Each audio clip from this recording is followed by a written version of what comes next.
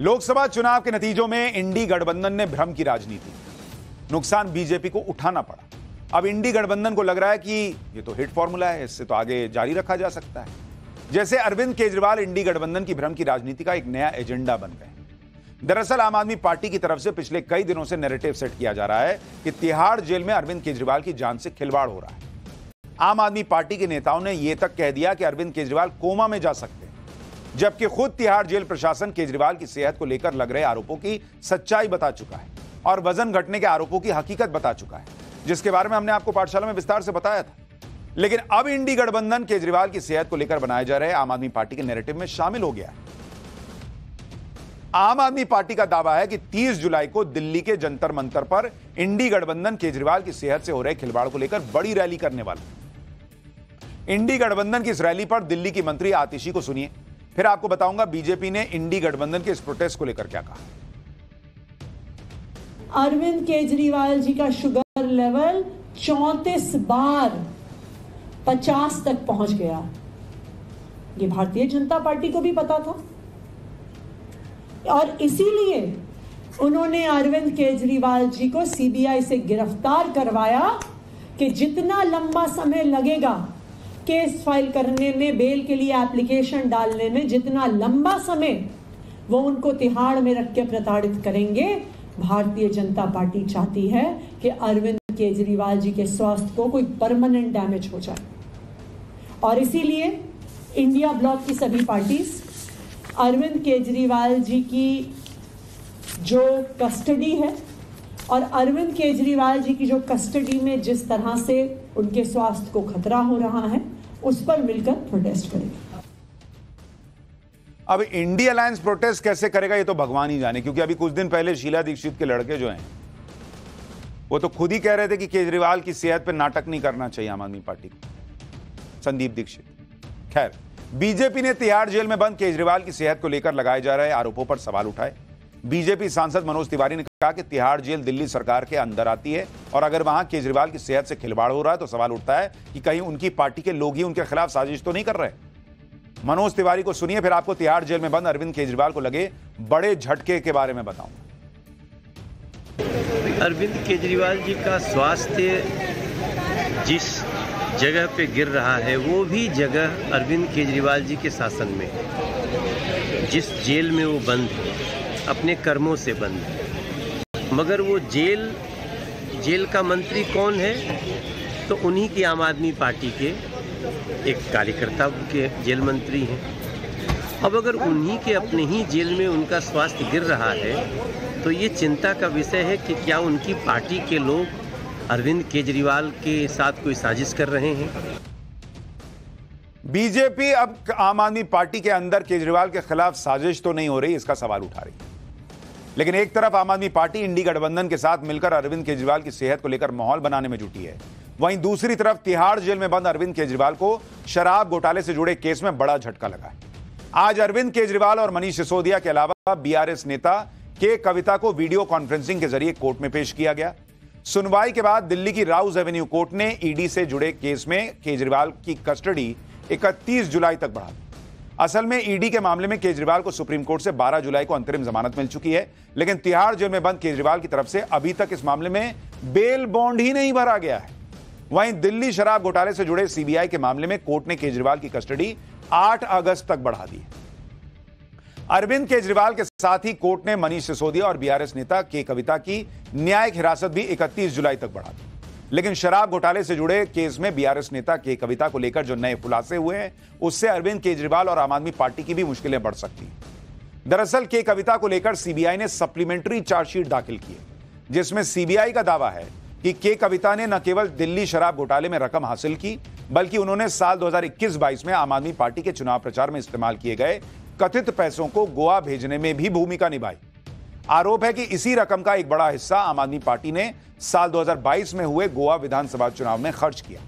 CBI ने chargesheet में कहा कि के कविता के सहयोगी अभिषेक बोइनपल्ली और पीए अशोक कौशिक हवाला के जरिए गोवा तक पैसे ट्रांसफर करने में शामिल थे। सप्लीमेंट्री चार्जशीट में सीबीआई ने शराब घोटाले में मनी ट्रेल के सबूत मिलने का दावा किया है, जिसमें साउथ ग्रुप को हुए प्रॉफिट का जिक्र किया गया। सीबीआई ने आरोप लगाया कि आरोपी बोयनपल्ली की कंपनी ने एक कर्मचारी अरविंद कुमार सिंह ने 7 करोड़ 10 लाख रुपए ट्रांसफर करने के लिए एक मीडिएटर का काम किया और यह रकम गोवा चुनाव में आम आदमी पार्टी का फंड मैनेज कर रहे चरणप्रीत तक पहुंचाई गई। आगे सीबीआई ने कहा कि वो हवाला ऑपरेटर देवांग सोलंकी के बयान, उसके मोबाइल फोन के कॉल रिकॉर्ड, अरविंद कुमार सिंह के बैंक खातों की डिटेल और व्हाट्सएप चैट के जरिए रुपए के ट्रांसफर को साबित कर देगी। यानी सीबीआई कॉन्फिडेंट है कि वो सब साबित कर देगी। सप्लीमेंट्री चार्जशीट में किए गए इन दावों पर सुनवाई के दौरान सीबीआई की स्पेशल जज ने कहा कि मामले में केस की सुनवाई आगे बढ़ाने के लिए पर्याप्त सबूत मौजूद हैं। ऐसे में अगर मनी ट्रेल साबित हो जाता है तो के कविता ही नहीं बल्कि शराब घोटाले के केस में अरविंद केजरीवाल का भी जेल से बाहर आना मुश्किल हो जाएगा, क्योंकि 27 जुलाई को दिल्ली हाईकोर्ट में शराब घोटाले से जुड़े मामले में अरविंद केजरीवाल की जमानत पर सुनवाई होनी है और सीबीआई की तरफ से यह दलीलें हाईकोर्ट में भी रखी जा सकती है। लगता है आम आदमी पार्टी के नेता यह समझ चुके हैं कि फिलहाल अरविंद केजरीवाल का तिहाड़ से बाहर आना मुश्किल है। सेहत बिगड़ने और वजन कम होने के आरोप पर भी खुद दिल्ली के एलजी कह चुके हैं कि केजरीवाल डाइट ही फॉलो नहीं कर रहे, जानबूझकर कम कैलोरी ले रहे हैं। लेकिन आम आदमी पार्टी केजरीवाल को लेकर संसद तक माहौल बनाने में लगी है। आज राज्यसभा में बजट पर चर्चा के दौरान सांसद संजय सिंह ने अरविंद केजरीवाल और आम आदमी पार्टी के दूसरे नेताओं की गिरफ्तारी का मुद्दा उठाने की कोशिश की। सुनिए वो क्या डिमांड कर रहे हैं। जेलों को भी इन्होंने कम बजट दिया। अरे जेल का बजट तो बढ़ा दीजिए, 300 करोड़ रुपए जेल का बजट बढ़ा दीजिए। अरे अभी हमको जेल में भेजा है, कल तुमको जेल में आना है, तुम सबको जेल में आना है। जेल का बजट बढ़ा दो, जेलों को ठीक कर दो, अगला नंबर तुम्हारा है, तुम्हें जेल में आना है, कम से कम जेलों को तो ठीक कर दो, अगला नंबर तुम्हारा। मैं जेल के बजट पे बोल रहा हूँ मानवर, मैं जेल के बजट पे बोल रहा हूँ। 300 करोड़ दिया, इनको जेल में आना है। वन सेकंड सदन के नेताजी से मैं अनुरोध करूंगा कि ये बहुत मार्मिक अपील है जेल का बजट बढ़ाने के लिए, और इस पर आप गौर फरमाइए। धन्यवाद सर, धन्यवाद सर। ठीक है ना, धन्यवाद सर। एक पृष्ठभूमि भी है मान्यवर, इसका ध्यान रखा जाएगा। तो आम आदमी पार्टी के सांसद कह रहे हैं कि जेल का बजट बढ़ाइए, जेल में और सुविधाएं दीजिए, बहुत लोग अभी जाने वाले हैं जेल। आम आदमी पार्टी भले ही अरविंद केजरीवाल और पार्टी के दूसरे नेताओं को जेल भेजे जाने के लिए सीधे सीधे पीएम मोदी को जिम्मेदार ठहराती, लेकिन पीएम मोदी कई बार साफ कह चुके कि उनके तीसरे कार्यकाल में भी जांच एजेंसियों को करप्शन के खिलाफ कार्रवाई की खुली छूट मिली रहेगी।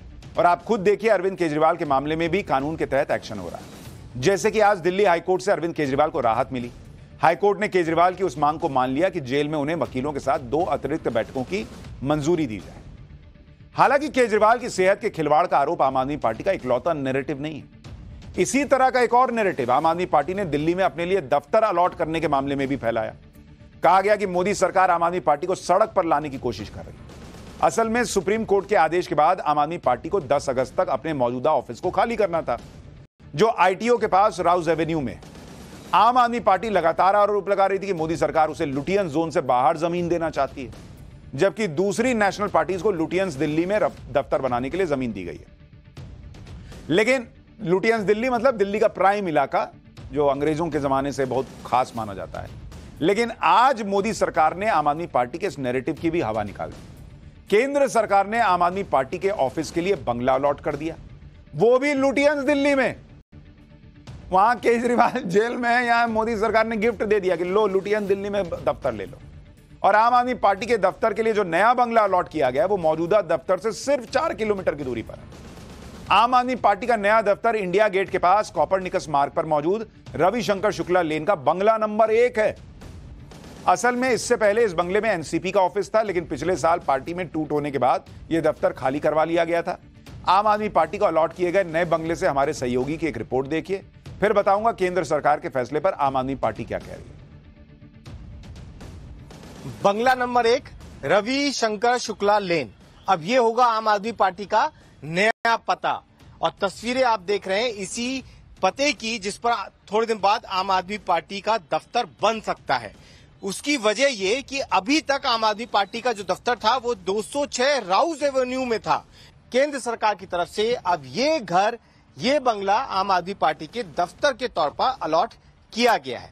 लेकिन आम आदमी पार्टी यहां आएगी या नहीं, अभी ये साफ नहीं है। आम आदमी पार्टी की तरफ से कहा गया है कि वो पहले देखेंगे जाकर कि क्या उनकी पार्टी इस बंगले में शिफ्ट हो सकती है, कोई दिक्कत तो नहीं आएगी। उसकी वजह यह है कि इसमें 6 कमरे बने हुए हैं।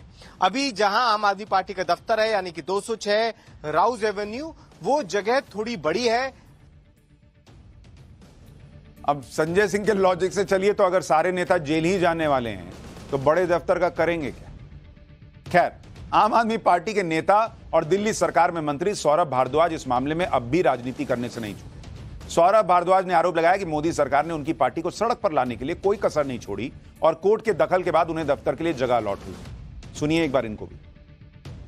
आज हम नेशनल पार्टी हैं, हम एक और दफ्तर के लिए क्वालिफाई करते हैं नेशनल पार्टी होने के नाते, वो भी नहीं दिया जा रहा था और कोशिश ये की जा रही थी कि आम आदमी पार्टी को उसके दफ्तर से निकाल के सड़क पे ला दिया जाए, पार्टी को कुचल के ख़त्म किया जाए। ये तो एक बहुत सामान्य शिष्टाचार है राजनीति के अंदर। इतनी शुचिता तो चाहिए थी कि आप एक पार्टी को उसका ऑफिस एलोकेट कर दें, उसके लिए भी अगर हमें कोर्ट जाना पड़ रहा है तो ये बहुत दुर्भाग्यपूर्ण है। तो सब कुछ इनके लिए दुर्भाग्यपूर्ण ही है, लेकिन दुर्भाग्यपूर्ण होते हुए भी लुटियंस दिल्ली में दफ्तर मिल रहा है, उसमें भी खुश नहीं है। खैर,